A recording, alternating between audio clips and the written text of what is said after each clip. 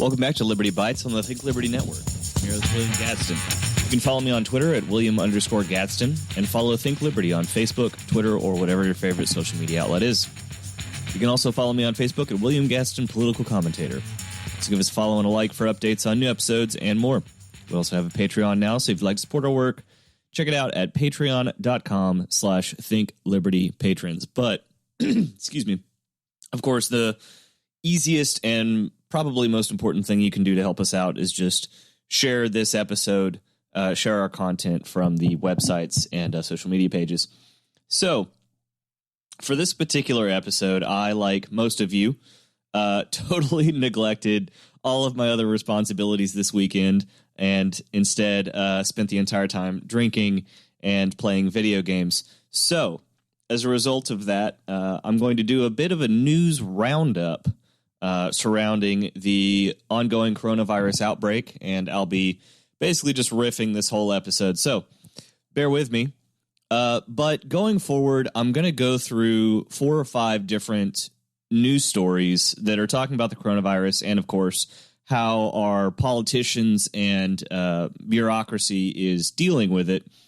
But I want to reframe a couple of things before we get into these stories. So first and foremost, I want you to understand that the running theme of all of these stories that I'm going to be going through is that ultimately the government, politicians, bureaucrats, the whole shebang, they ultimately do not care about you.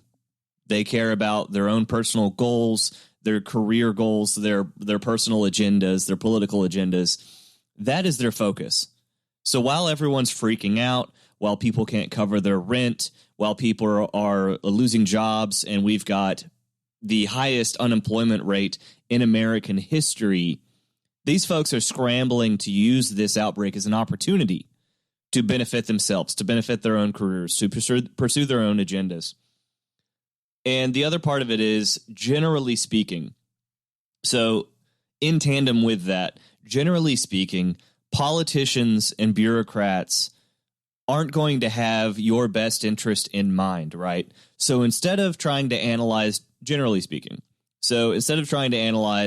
every political action that's taken by politicians or bureaucrats or political actors, instead of thinking in terms of what their political motivations are, so are they conservative or liberal or libertarian, authoritarian, instead of thinking in those sorts of dynamics, consider that all of them, their ultimate goals are to keep their jobs. Their ultimate goals are to stay in power.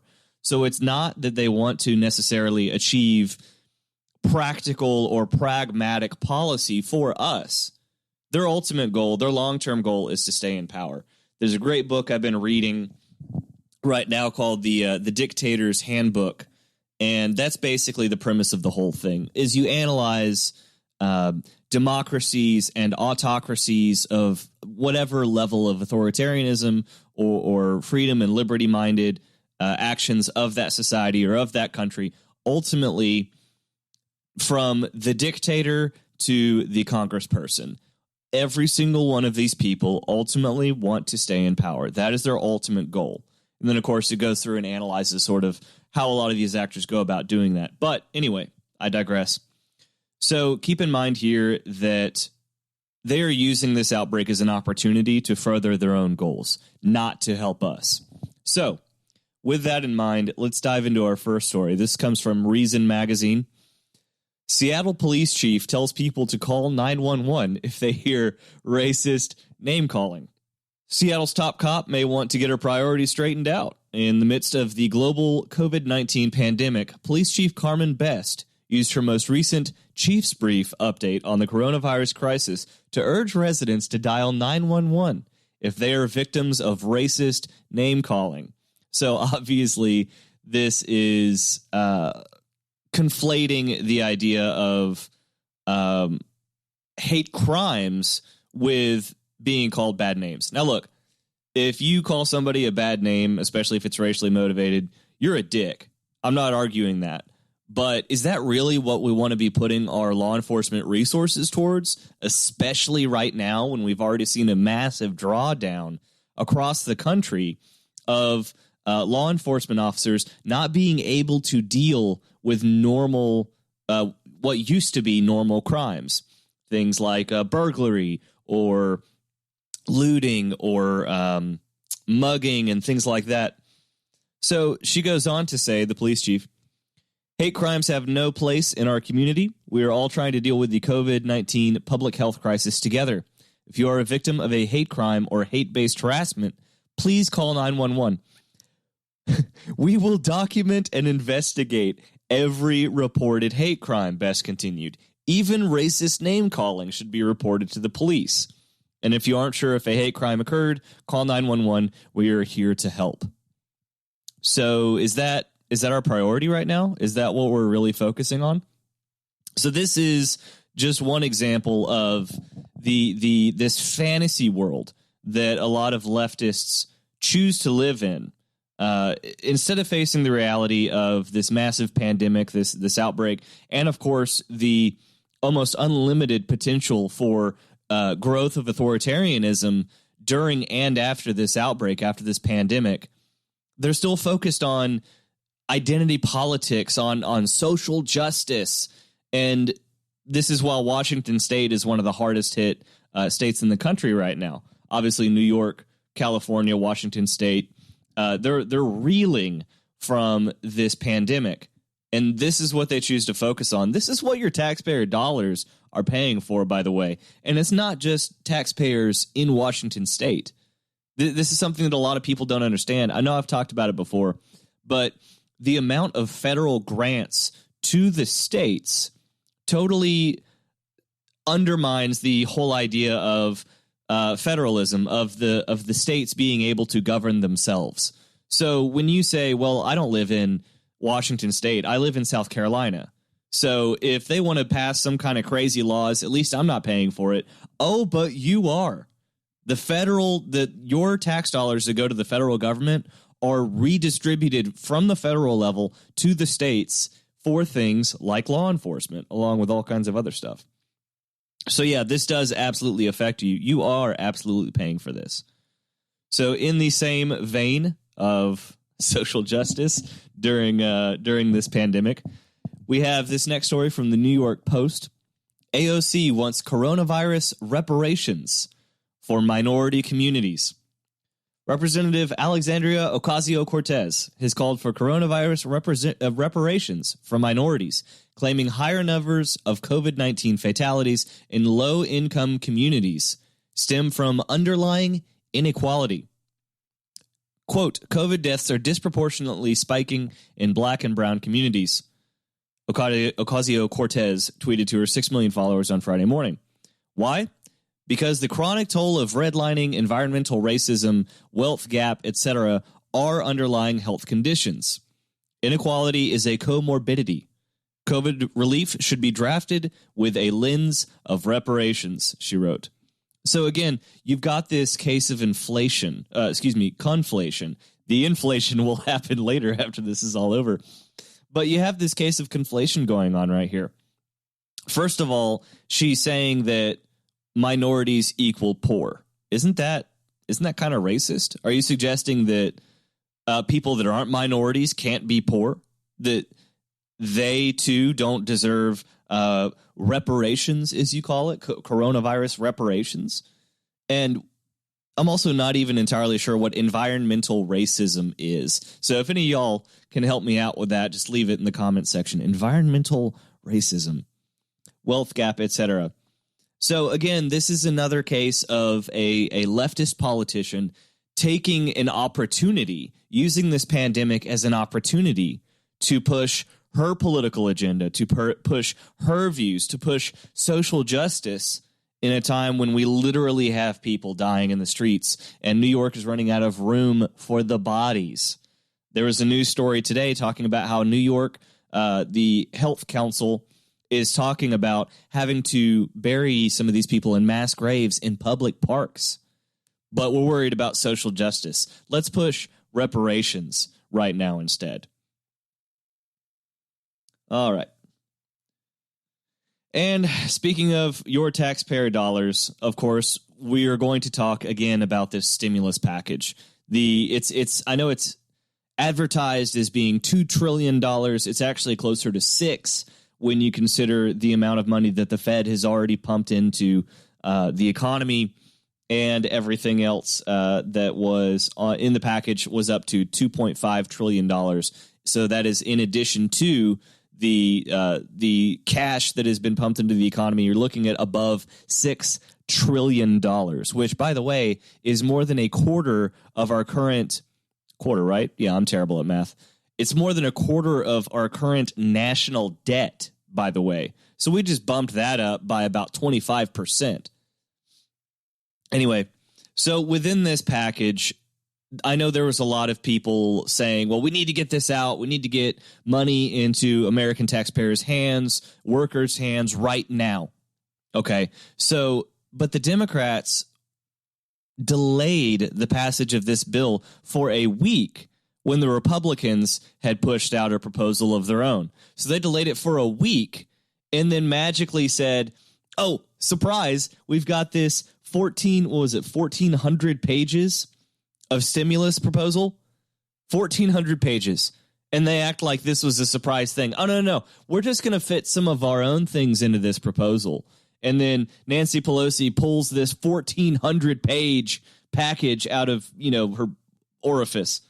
And we're just supposed to believe that this wasn't a pre-planned thing. Like they weren't waiting for something like this. I'm not saying there's a conspiracy and, we're going to release the coronavirus and use it to gain power and push authoritarianism. I'm not saying that. I'm saying they have been waiting for an opportunity like this one to get their way. So when they say, no, we've got to delay it for a week, and then surprise, we've got a 1,400-page proposal that we just pulled out of wherever. And then, now we need to hurry and push this thing. So some of this going into the overall framing of them using it as an opportunity to push their own goals, not to achieve anything practical or pragmatic for the American taxpayer. This is the epitome of that concept. So each American is getting the $1,200 stimulus check. They bumped up unemployment benefits, all of these different things. But in addition to that, in fact, the bulk of the spending in this bill are things like $300 million for migration and refugee assistance. So for immigrants to the country, to refugees, which, by the way, the U.S. still brings in more people than any other country in the world from poverty, war-torn areas, et cetera, as refugees. But if this is a bill for coronavirus relief, why is there $300 million for refugees and migrants? A few other points. You've got $25 million to the JFK Performing Arts Center in Washington, D.C. Who do you think that benefits? It's not the American taxpayer. It's probably those same politicians that live in D.C. that like going to see plays, or I don't know what they have there. Point is, $25 million for that. You've got, let's see here, $150 million for the National Endowment for the Arts and the National Endowment for the Humanities. You've got $88 million to the Peace Corps. You've got $75 million for the Corporation for Public Broadcasting, so NPR and PBS. I remember a time, I'm old enough to remember, watching PBS and, from viewers like you, they'd be doing these call-in donations and whatever else. Once a year we're going to have our call-a-thon to raise money. Why are they doing that when they're getting $75 million from the federal government? $50 million for the Institute of Museum and Library Services. $1 billion for Amtrak. $30.8 billion for the Department of Education. And the list goes on and on and on. What does any of that have to do with coronavirus relief? What does any of that have to do with it? They gave $30.8 billion to the Department of Education while all of our schools are shutting down. Some for months. Even colleges. You got colleges that aren't coming, expecting to come back to class until the fall semester, if then. They're still playing it by ear to see how all this plays out. But we're going to give $30.8 billion in addition to the annual budget that these places and organizations and agencies already get because of the coronavirus. They saw this as an opportunity and they took it. They saw an opportunity for them to support all of their pet projects, all of their everything they've got on their own little wish list. They saw an opportunity and they took it. But in the meantime, you be happy with your $1,200 check that you paid for as well. Okay. So finally, to kind of wrap all this up and put a bow on it, there's a story from the National Review. Sorry, I'm waiting for this to load. My internet's being a little funky. But you've got Representative Clyburn from my state of South Carolina. Here we go. Dem representative told colleagues coronavirus bill is, quote, tremendous opportunity to restructure things to fit our vision. And there it is. Plain as day, in black and white. You have someone, happens to be a Democrat because we know how these authoritarian things generally lean, but you have a politician openly stating that their intent is to use this pandemic as an opportunity to push their goals, to achieve their vision. So let's get into this.